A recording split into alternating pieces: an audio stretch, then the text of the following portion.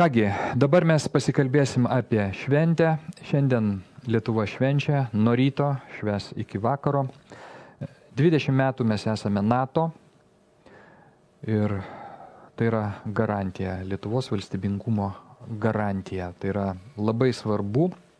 Mums pasisekė. Įvyko stebuklas, kad mes esam šio garbingo gynybinio, pabrėžiu, gynybinio alijanso nariai.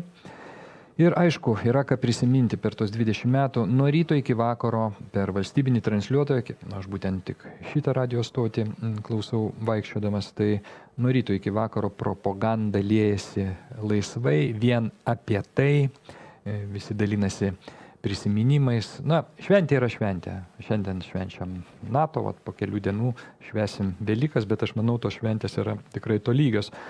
Pradėti noriu nuo geros žinios.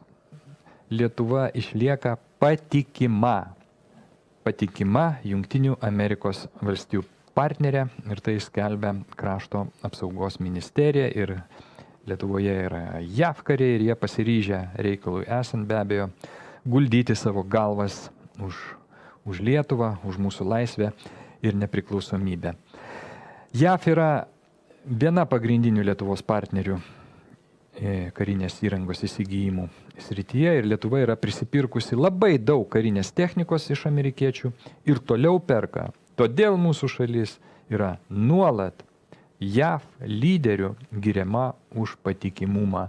Mes daug perkam ir be abejo Jungtinių Amerikos valstijų lyderiai ir ne tik lyderiai tapšnoja Lietuvos politikos lyderiams per petį ir sako, super jūs, patikimi.